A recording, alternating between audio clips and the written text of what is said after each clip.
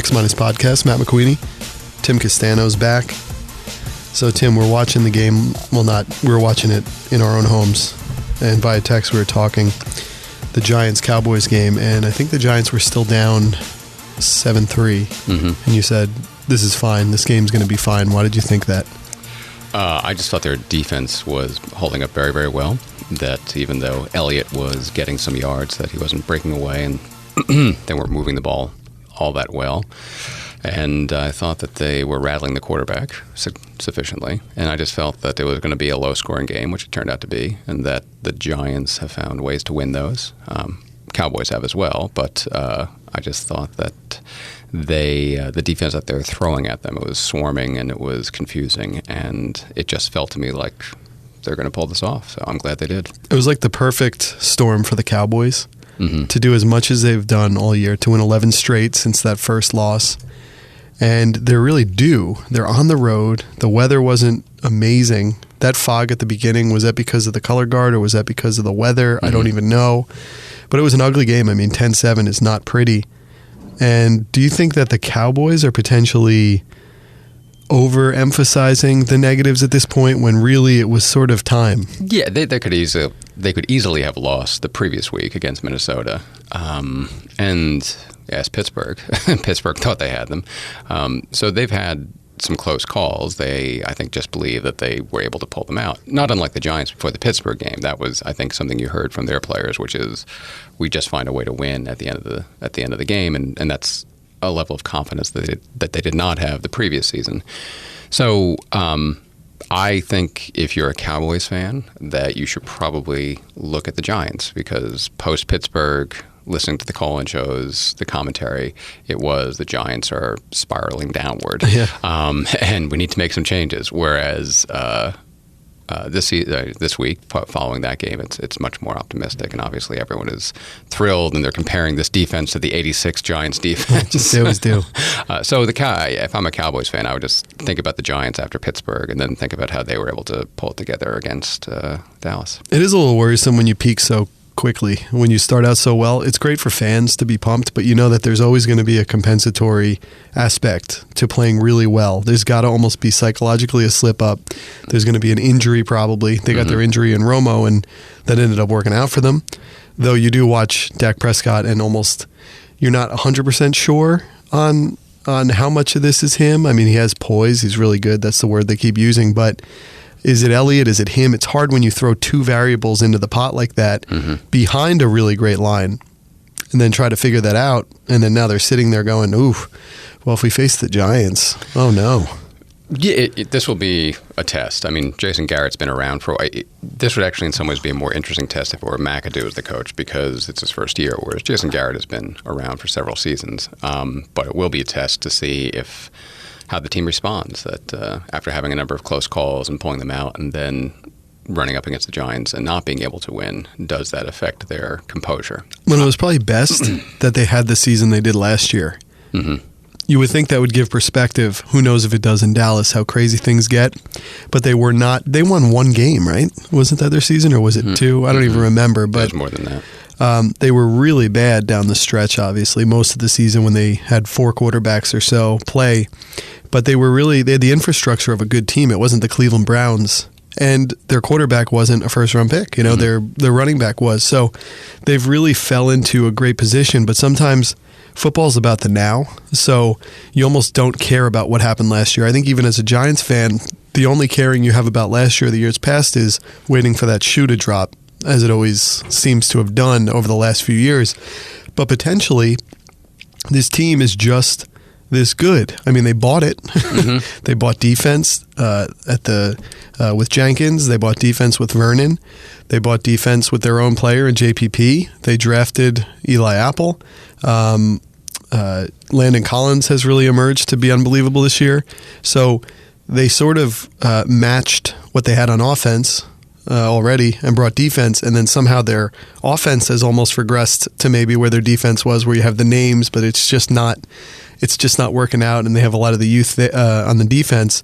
But I'm sort of always waiting for something to happen with the Giants, and I know they had the 2 Super Bowls, so you're always fine. You always kind of move ahead, going, well, you had that, but when you're in the moment, you still want to win. Yeah, and I think it's tough because I don't know if anyone has a feel for this team, and that's something I've read from a number of authors at this point, which is I don't know what to make of this team. They're 9-4, but really, what are they? They're one of the most peculiar 9-4s, especially when you look at the takeaway differential and a number of the other statistics. They don't add up to a 9-4 team, and it doesn't seem to have an identity beyond a defense that's improving and a wide receiver who's electrifying. Right. That's pretty much the Giants, and I think you made the point that Odell Beckham is a home run hitter for them. Mm-hmm. He can step up if they can hold if the defense can hold the score to a certain number of runs in an inning, then you can get Odell Beckham up there, and he can maybe win a couple for you, take it to the house. So as quickly as a guy hits home run too. Exactly. And that's probably one of the best analogies I've heard for them. And it's kind of funny where I had it first, by the way, because Peter King then said it in the Monday Morning Quarterback. Oh, okay. But you. Yeah, I think then in the absence of knowing what this team really is, some fans, and I'm probably guilty of this too, try and project previous seasons upon them. So they're like, oh, the defense is looking like it did in 2007 at this point, and it's really not, but it's good and it's improving. So I think in the absence of like a clear sense of what this team is, it leaves it open to the fans to as I said, project upon it what past models. Well, it's funny, too, because if they were to win 2 games and if they were somehow to win the next 3, we were talking about the fact of a 12-4 team or even an 11-5 team. When you sign up for that at the beginning of a year, which anyone would, there's something that comes with that where you feel like there's got to be some level of dominance that comes with that. And they're completely sandlot. They are not dominant. I mean, what is the point differential? It's probably not that far. It's probably a point differential of a 500 team, mm-hmm. Or even a team who's under 500. When you think of what they've pulled out of their back pocket, and a lot of times it really is Beckham with the slant. But we were talking about the fact that Victor Cruz was sort of this in 2011-12. Mm-hmm. He was the guy who would take the ball on a slant and go all the way. Maybe that's just what Eli needs. That's the kind of wide receiver he needs. Yeah, I mean, yes. Yeah, I mean, there's some theories. I've had them about the pass distribution and why it seems to be, heading into the season, I thought we probably thought that would be a strength and that it would be a little more equitable, where that hasn't been the case. And it started that way, too. It did. It was like, remember we were talking, I think, in the week 3, boy, is Odell Beckham ever going to show up here? This is Sterling Shepard's team. That's right. And that has not played out as the season's gone on. So who knows? It could just be a matter of... I've heard some say it has to do with the protection, that he doesn't have enough protection, so therefore he can't do the steps necessary for a deep throw, so therefore he feels forced into the underneath. That's scary. It is scary, but so some people are blaming the offensive line and the blocking schemes, that he just doesn't have the time to go deep.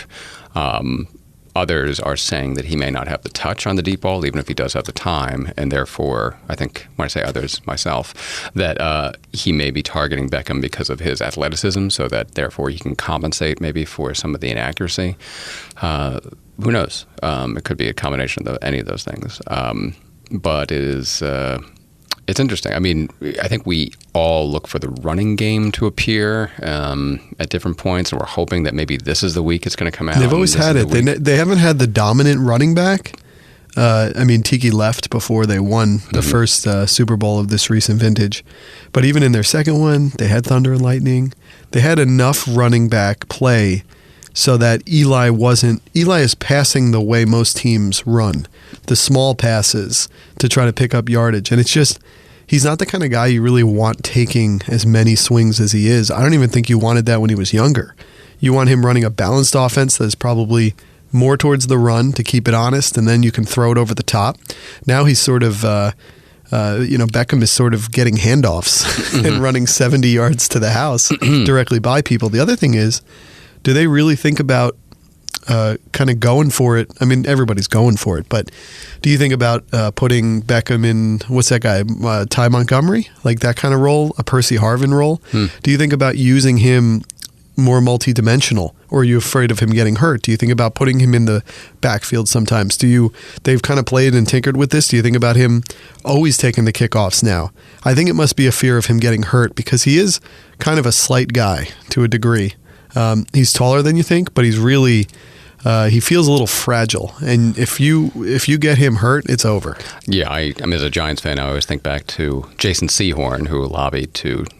and he tore it right away. Yeah, he tore it in the preseason. Yeah, and he was finished, and that really undermined that season. So I don't know, but you could argue then, obviously Beckham is the most athletic and the most explosive, but why does it have to be him? It could be Sterling Shepard. I don't know about his hands. It's hard making those, especially you get to the playoffs, cold weather, making those catches. But if the receivers aren't getting the touches in a traditional manner, can you figure out how to use them in a unconventional? Yeah, fashion? And it's made me think: is this because we've been going back and forth with the fact of Eli? He can be 36 in January, and it was sort of like with Derek Jeter when he wears the one uniform his whole career. Aging is harder to notice when they're 38. 37, 36. I mean, 35. He won. They won the championship, the World Series, and he had a great year. I mean, he even came back. Derek Jeter, of course, that is. He even came back and had a great defensive year. Really great run of the playoffs. I think he was Sportsman of the Year, maybe the SI Sportsman of the Year as well that year. But it's hard when a guy stays in uniform. When a guy really never gets hurt. I mean, Jeter did have that time where he separated his shoulder and he was out for a lot of that year. But Eli's never been hurt. He's never missed a game. I mean, he's been hurt. But I even saw a post recently where he, at one of the seasons, he had plantar fasciitis, I think, and he still played. I do remember and that. His brother Peyton didn't play last year when they were trying to when we're not even sure if they were just trying to give cover for maybe something else. But...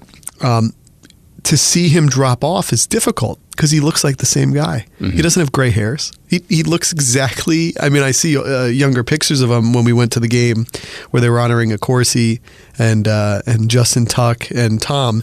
So you would see Eli young. When he's young, you can tell. But he doesn't look that different. So I think noticing a drop-off is so hard. And I've been hearing neutral outsiders who focus on football, Pro Football Focus especially, they've been saying that it's pretty obvious how much he's dropped off, and it's pretty obvious at this age the amount of really good quarterbacks who drop off. But I'm having trouble understanding that. I'm not ready to buy that quite yet. And is that maybe because I'm rooting for him, or is it because he really has dropped off? Is he that different than he's been? It's very hard. Well, I think I fall into that same category. Because I love Eli Manning. And I have heard this from other Giants fans as well, which is, wait until he gets in the postseason. So that even if he's not necessarily clicking on all cylinders right now, that when the postseason starts, his historical performance there is definitely going to carry over this season. I don't know if I buy that. That's probably an irrationalization, I shall say. But it's one that I have been guilty of buying. So I think... It's tough to say because even the biggest Eli critics who are Giants fans, I think definitely respect what he has given the franchise. And much like you, I think they see this is the quarterback who last year had a much better season. There's nothing to suggest that he would not perform as well this season. What happened in the intervening months, other than just natural aging? And it's tough to fathom. So I do hold out hope is that once he gets into the postseason, then maybe an older form or a younger form of Eli Manning may appear. So. Does he really look that different to you, though? No, he doesn't. He actually lives in my town. I know, but even throwing the ball. I mean, it was obvious with Peyton. His drop-off was precipitous and immediate. He didn't have the arm strength anymore. I don't think arm strength is necessarily a problem. Maybe it's flexibility to get it out there quicker.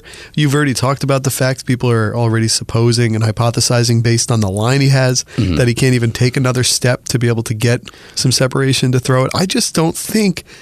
I'm not saying he won't get there. I don't think he's there yet, though, where it's an issue. I mean, he still has to laser it to Beckham even on those 7-8 yard outs to get him the ball. I mean, wasn't that the catch actually where he caught it like above his head really quick and then pulled it in? I don't know. I'm having a hard time with that one. I mean, look at like Drew Brees. Is he 38? He was already soft throwing. He tore the rotator cuff all those years ago. I mean, I just don't. I don't know if I buy that. The Peyton thing was obvious because he had the neck injury, which seemed to play into all that, and he didn't have the same kind of play, although he dropped off he had like a 5,000-yard season with all those touchdowns, and then he falls off that quickly. But that was older. He was 39. He was 40 this year. He might have been 40 in that season. I feel like Eli has to have a few more years. I think a line, a stable running back, or a stable of running backs who are good would help cover that off a little more. I mean, Peyton still won a Super Bowl. He still kept something honest a little bit. Yeah, others have pointed out, too, that Tom Brady doesn't exactly have the best lineup in New England, and he still manages to perform. So I don't know what that says about Eli, but whether I intellectually agree with you, emotionally I do. So well, I think he's always been. Eli's always been a 30, 35 home run hitter, if we're talking baseball. But he's always hit 260. He's not hitting 320. His brother hit 350. Tom hits 330. Tom's gotten better in some regards. Eli has always never been the best average hitter. But he hits the home runs, and he hits them when it matters. And I think a lot of his mistakes have been not too good, as most aren't. I mean, when we think of that Pittsburgh game, the Giants actually had a chance to win that. It didn't look that way, but he made some major mistakes, especially by the end zone, throwing interceptions there. Those are what worry you with him. But look how many turnovers he had against Dallas, and he still finds a way. Yeah, and those are the same things that worried you about him in the Super Bowl seasons, during the regular season, especially before the first one, where it's as well, is he going to perform like this? He's always been that way. Yeah, so it's not that is not unusual for him. And actually, when you think of it, is that the reason you never quite feel not safe, secure watching the Giants? Because at the very root and heart of their team is sort of this wild card. Little gunslingery, a little Brett Favre-ish. But even Favre had a couple of bad years before that year that they faced the Giants and the Giants won to go to the Super Bowl. Sometimes wild cards are actually something that help you in a game like football where the difference really is inches and there's so much parity, everything's so close that you need something that you can't really account for. You can't account for the fact that Eli's going to fit that ball in at that moment. You can't plan for him very well because you have a guy who, had so many turnovers the other night and they still won. They still found a way. So, I don't know. The other piece that I've heard people bringing up, and this ties over with Aaron Rodgers, who we can't say he's dropped off. He's 31, 32. It's the same offense that Ben McAdoo, when he was the quarterback's coach with Aaron Rodgers, he came over here to New York, and that was supposed to be the big thing. And remember, they changed the offense over. Is maybe the offense at this point? Because Aaron Rodgers is, everyone says it's as good he's as good a thrower of the football as there's ever been, as smart. He has every gift that you can have. And they're really quite constipated, although they've broken it out a little bit lately too. But I wonder if it's the offense as well. You just never know with these things. No, you don't know. And you don't know what it's like when your offensive coordinator becomes your head coach. And is that may be difficult for that person to manage or getting used to it. You don't know. But I agree. Yeah, it is surprising. I mean, if heading into the season, if we had said that Giants would be 9-4. Their defense would be winning games for them, and their offense would be what is generating the most curiosity, I don't think we necessarily would have bought it. All things equal, if you're not a fan, who do you rather have? The Giants, the Lions, or the Redskins? I would say they're pretty similar, right? I mean, if you think about the teams, they are similar. It's hard for me to be objective about that because I'll always want the Giants. I'm happy for the Lions. Let me just say that. But don't you see that a lot of people from the outside actually don't see the Giants and Lions being that different? Oh, no. Teams? Nor should they. Right. And maybe the Redskins, too. Mm-hmm. Yeah, nor should they. I wouldn't. I have no issue with that. I agree because just the fact that the Lions are relatively under the radar 9-4. Led by a good quarterback, a mix of players, although their Beckham was gone, retired, and that opened up Stafford to be a leader. Which is such a coincidence because when Barry Sanders retired on Bobby Ross, the Lions came out the following year and had a very good year with a running back by committee. Different issues, because what I've heard out of Detroit is that Stafford now has a more balanced attack, that he's not always looking for Calvin Johnson, that he can spread the ball around, not because Calvin Johnson was demanding it, but just when you have that kind of weapon available to you, you want to maximize it. And they're all really good. Yeah. I mean, the players that they have left, and they might have been overshadowed by Calvin Johnson. You don't think you can go, well, they don't sign Marvin Jones without Calvin going, but they got Marvin Jones, Anquan Bolden, Golden Tate. Yeah. And I'm happy for Jim Caldwell, just because I think he got a raw deal in Indianapolis, and I'm happy to see him bounce back. And also, he staved off getting fired last year, and credit the owner. The owner stuck with him. And the razor's edge of living in one city for like 2 years versus like 6 years. And it's always a razor's edge. Even teams that win Super Bowls, unless you're New England, like you look at the Giants teams that have won, they always struggled during the year. And Tom had a 12-year career with the Giants, but without the Super Bowls, it might be half that. And I mean, you just look at what it does for you, and you're still on the griddle year after year. Yeah, and I mean, talk about intensity, the environment in which Jay Gruden stepped into, that he's still there. And he's done very well. He's done well. He's done it his way. He had to withstand the pressure of the Robert Griffin situation, and has stabilized that franchise, so it seems. So, they're all similar. I actually tend to think the Lions and the Giants are more similar than, say, the Redskins, but I said I'm happy for the Lions, and that's a good game. I'm heading into the season. Kirk heading Cousins into next week. has gotten good, though. He has, and he's going to he'll get his long-term contract. That'd be so fitting if it was with somebody else. Yeah, the Giants need to kind of win this game, get themselves to 10-4. Of course, it starts setting Detroit back down the path of a really bad place, because Detroit, they're at Giants, they're at Dallas, and then they're home for Green Bay. I was shocked looking at the playoff picture that Washington, I don't think is really making it. I think the tie really hurts them. It does. Because they have to win the final three, including beating the Giants, to get to 10 wins. But Minnesota and Green Bay are not making the playoffs. I couldn't believe when you're looking at it that they're both 7-6, and in some ways Green Bay has come on late and been as good almost as Minnesota was early. The whole league is crazy, though. Like, nothing makes any sense. I mean, for Green Bay to destroy Seattle, just decimate and destroy them. And the way the league with the variables of weather, the way it shifts is amazing. You can build a team for cold weather when the games really matter, and you can look terrible for the first couple of months of warm weather. But then as long as you were able to keep yourself alive enough up to when you get to the cold weather, you could then take things over. The Giants seem to take things over for in cold weather times. They have, although they don't really necessarily have as strong a running game as they have in the past. Although it's fascinating. I was also thinking about this. It's almost like Game of Thrones and like going to war. The theaters of combat, the first Giants Super Bowl, they start in sunny Tampa. Then they go to Dallas, moderate weather. That was dome at that point, right? No, they didn't have the new stadium yet. That was still Texas. And then you go to the negative whatever weather in Green Bay. So you've gone over 2 weeks from Tampa to Green Bay. And then in their last one, it's just all the weather changes are phenomenal. They were home for Atlanta. I was at that game. Then they went to Green Bay. Then they went to Green Bay. And then they went to San Francisco. I mean, it's so weird. They did all of the seasons, and that game against Atlanta at home was 62 degrees in the beginning of January. I mean, it's pretty fascinating.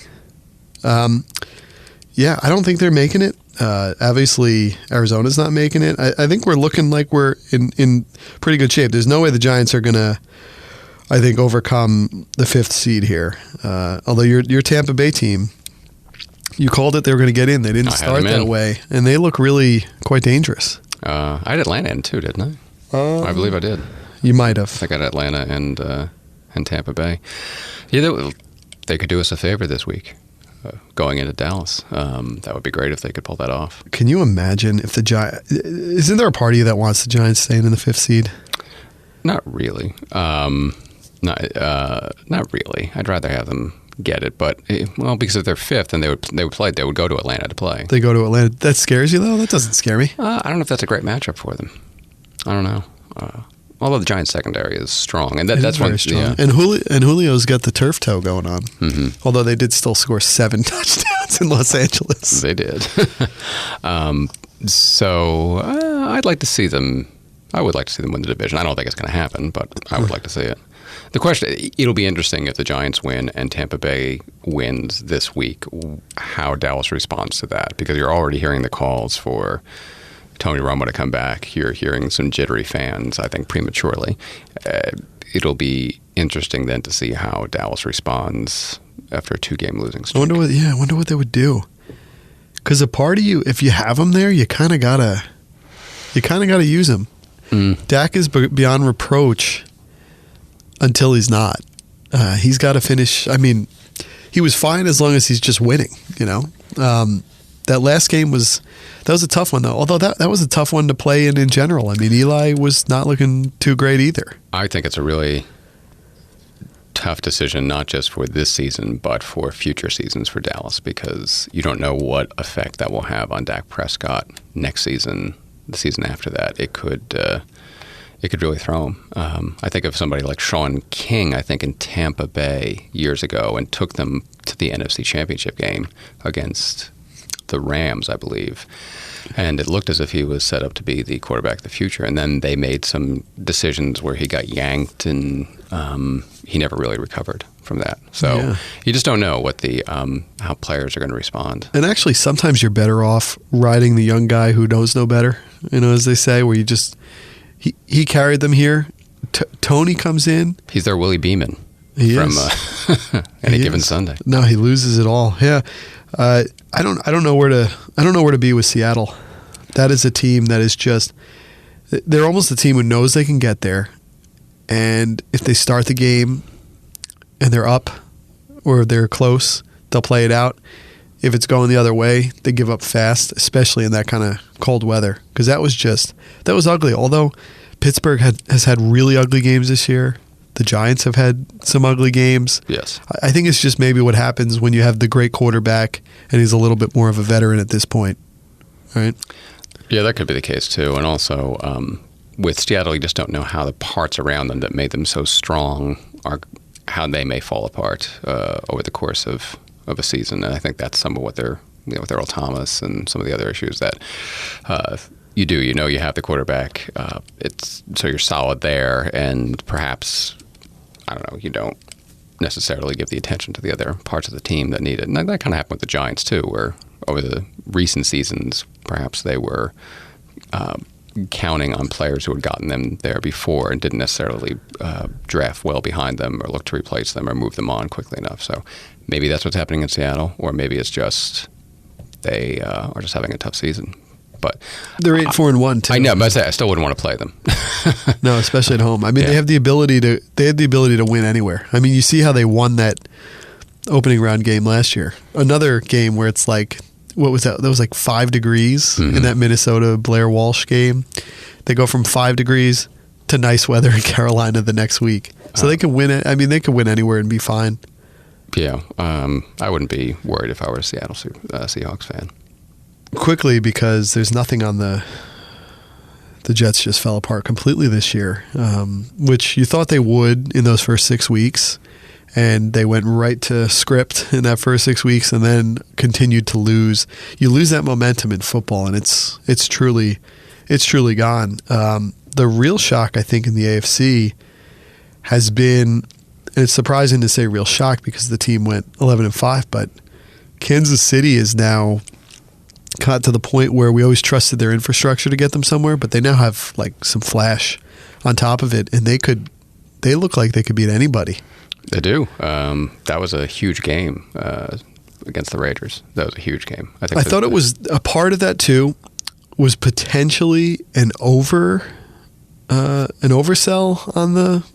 on the Chiefs, and then also an oversell on the downside of Oakland.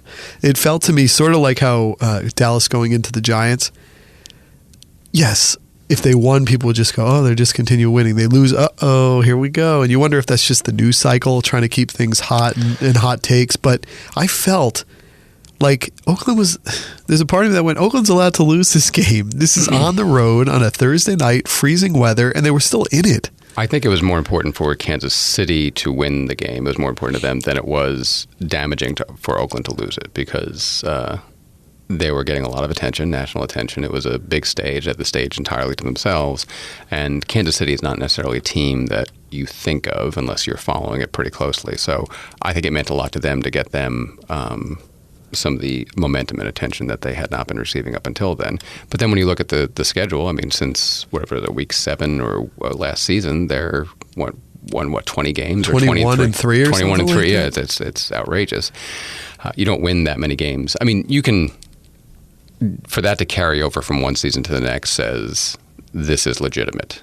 Sometimes you can have a really strong season based on a favorable schedule and certain factors lining up in your favor, but that's not the case here. This is the case of good coaching, solid players, and a strong franchise. So I would want to play Kansas City.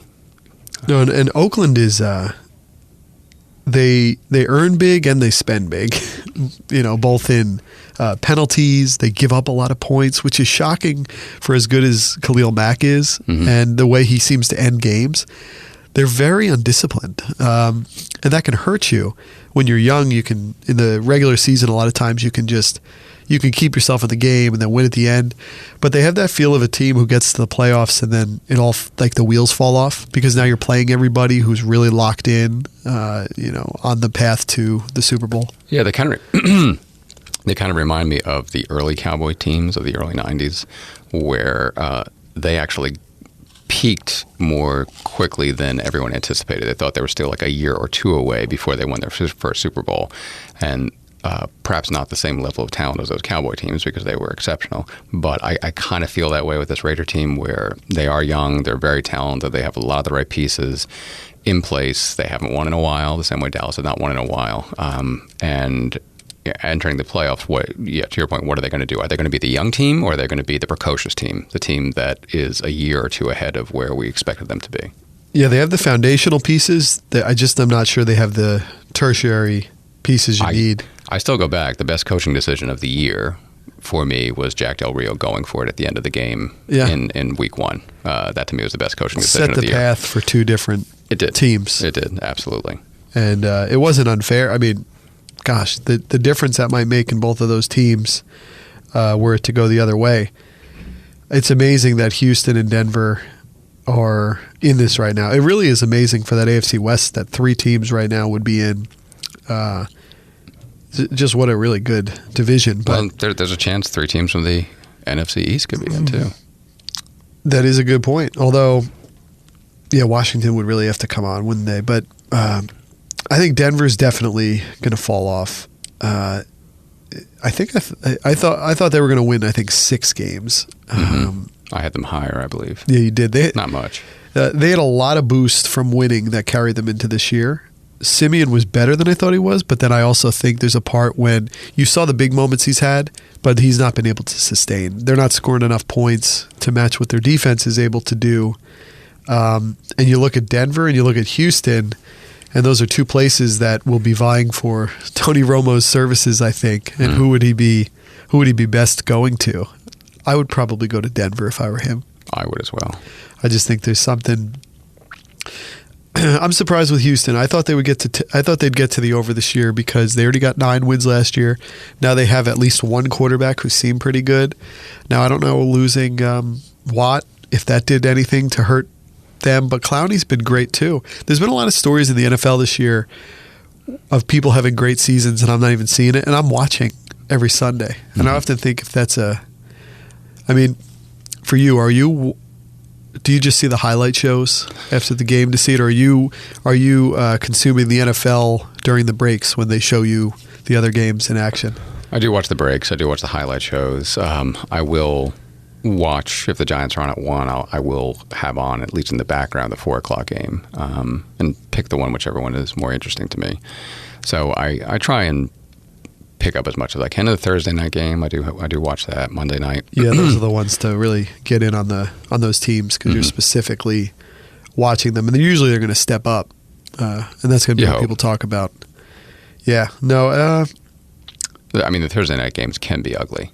As the season wears on, they do improve, but early on in the season, they're close to dreadful. They are. I've been really surprised Miami, although I think the reason I was so down on Miami is because I didn't see the running back being that big of a factor. Mm-hmm. And having that factor made you not worry about Tannehill as much.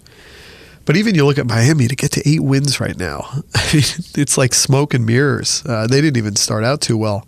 Buffalo fell apart. No, although not as much as I thought they were going to fall apart. I had them at 4 wins. That's true. They might end up at 500. Mm-hmm. Yeah, that's a tough team to root for.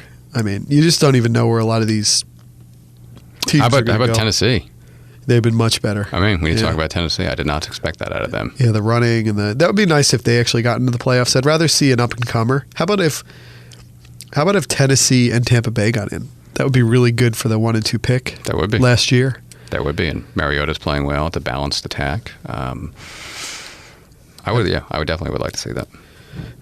Closing out NBA this year. Have you watched any? I have. Really? I have. You been really? I don't know. I've been watching Golden State because I just want to see them, how they come together. Although they lost to my Grizzlies. They did. I watched that game. I watched that whole game because it was on a weekend night, I believe, and it was 8 o'clock, so you could really get in there. They never launched. They never got going in that game. I give credit to the Grizzlies after losing Conley to maintain the grit that they have. That's exactly right. But that's a good time for their coach in his first year. Yeah, they look really good. I would say I've been shocked at the marriage of D'Antoni and James Harden. Yes. Maybe they finally found each other. They were waiting. It's like Joe Torre going to the Yankees, where everyone was like, oh, what's this guy? But he was an assistant coach on Philadelphia last year. Seems to be working. We'll see if that's a playoff strategy, but it does work. Well, isn't it funny when you can play the one note? Mm-hmm. And people take the success that you had in playing the one note the first time to such great degrees, and you keep getting jobs, the Knicks, the Lakers. Well, I always think D'Antoni almost got the Chicago job. Yeah. And things would have been very different, I believe. I wonder, though, because Rose is not the kind of... He needs a drop-dead shooting point guard, I think. And Rose is not that guy.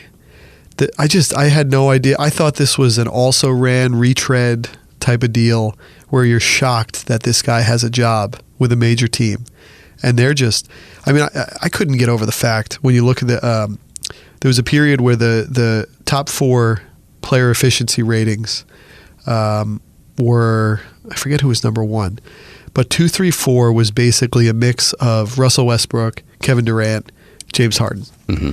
And I don't like revisiting it, but oh my God. Yes.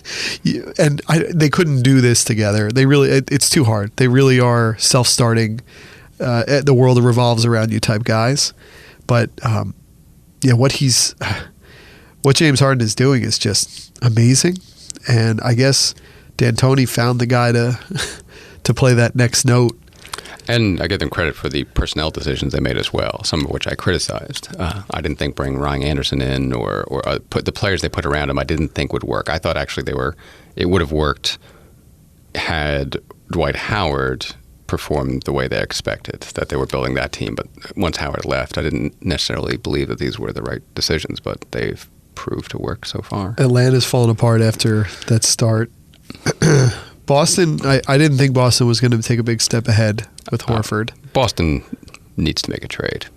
And I have floated the trade. I floated it before the season. I'm now starting to see it in print. Who's that one?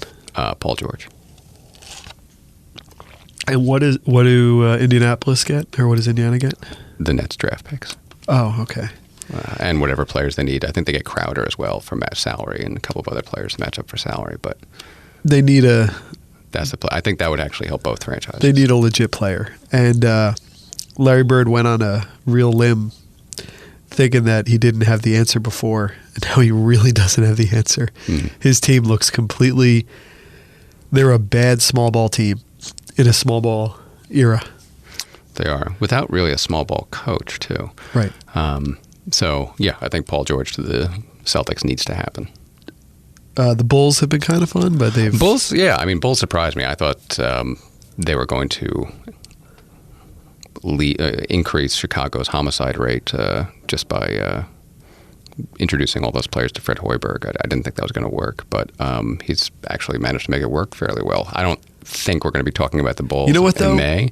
He's making it work, but I think they're working in spite of him, because I've never thought Fred Hoiberg once in the time we've talked about the Bulls. And that's the way it should be in a lot of ways. When you have a player-driven team like this, you shouldn't hear from the coach. Speaking of, Minnesota's been a shock to me. Yeah, that might be a case where people expected too much too soon. And I thought I was being fair, too, because I was thinking 8th seed. But I guess it's almost like what happened the year before with Alvin Gentry and New Orleans, where it was like, oh, here we go. And I always thought he was a false prophet. I don't think Alvin Gentry really has stuff figured out. I think he's maybe a couple steps ahead of Byron Scott. I'm not saying he's a bad guy or anything, but I don't know. Whenever I hear him talk, whenever I hear how he does things, I know he was an eminent grease for Steve Kerr, but all the guys in that slot, young or old, seem to be fine with Steve Kerr.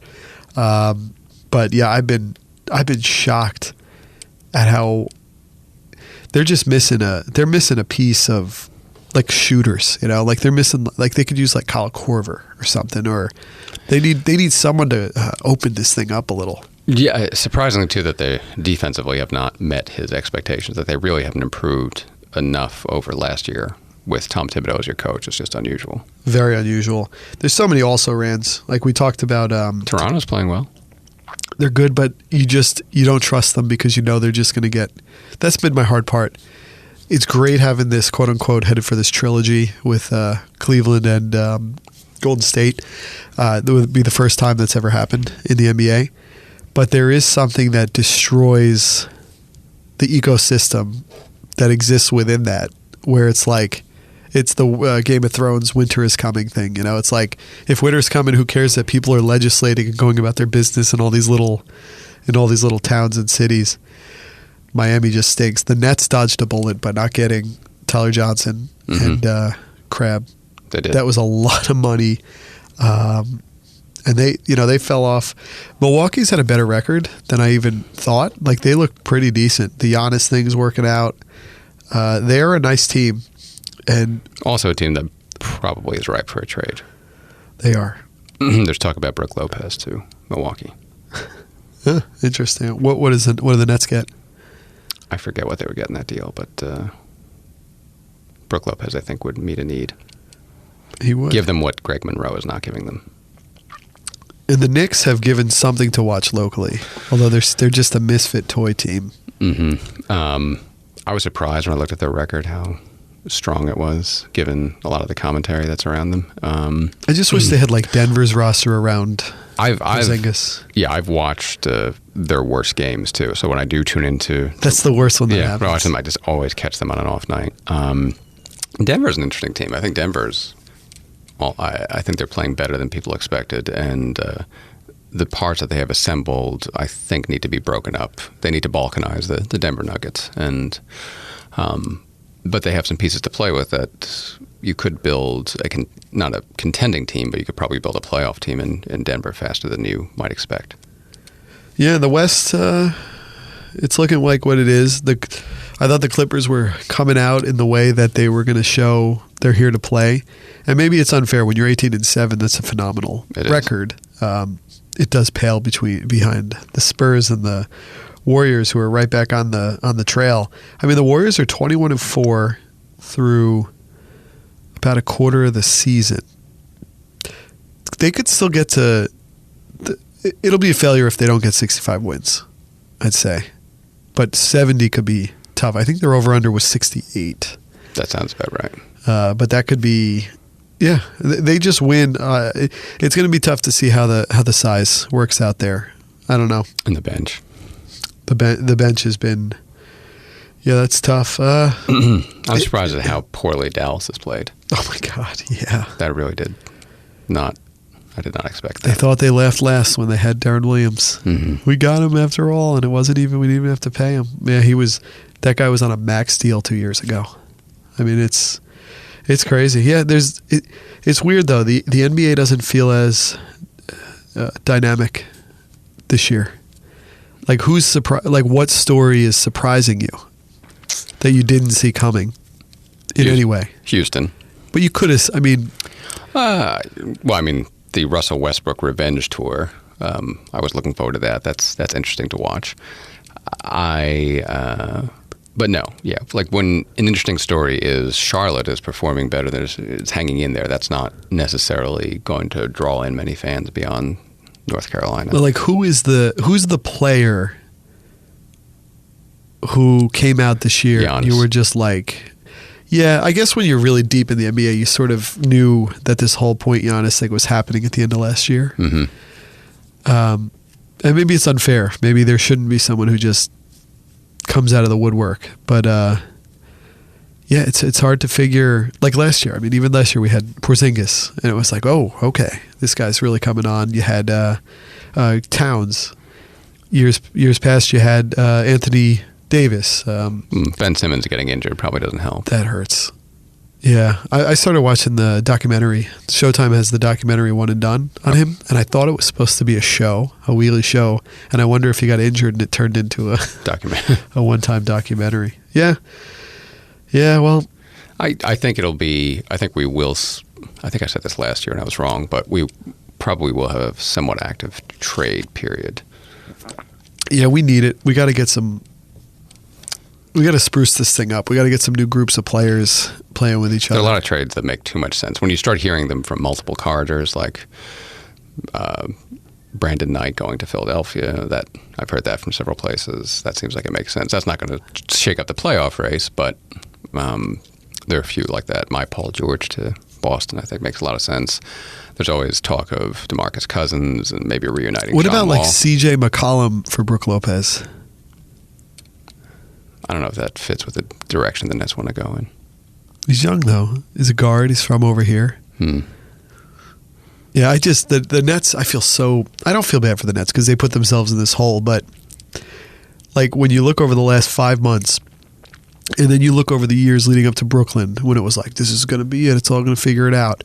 And then their big news are getting matched on Tyler Johnson, Michael Crabb, and then doing a workaround to try to get Domantas Montejunas, and then that falls through. And that was the big thing. Like, they don't have anywhere to go with anything.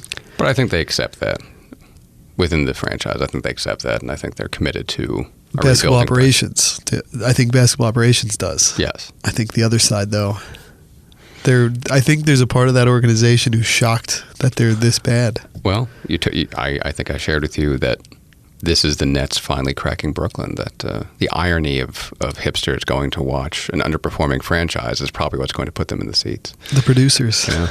The $1 rotting the rusting building. Mm-hmm. All right. Well, I think that's a good amount of talk. So we'll hopefully be talking about the Giants at 10 wins next week. Yeah, and maybe the NBA will be a little more exciting at that point. Well, Christmas Day. It'll kick into gear Christmas Day. That's true. And college basketball too. That was pretty good for Villanova. That was very good. Well, they play Temple tonight, so we'll see what happens. That was I wish I went to that game, actually. Right here at the Rock, down the street. There are no alumni from Villanova in this area, though, so probably I'm kidding. Yeah, that was good. All right, well, we'll pick it up later. All right.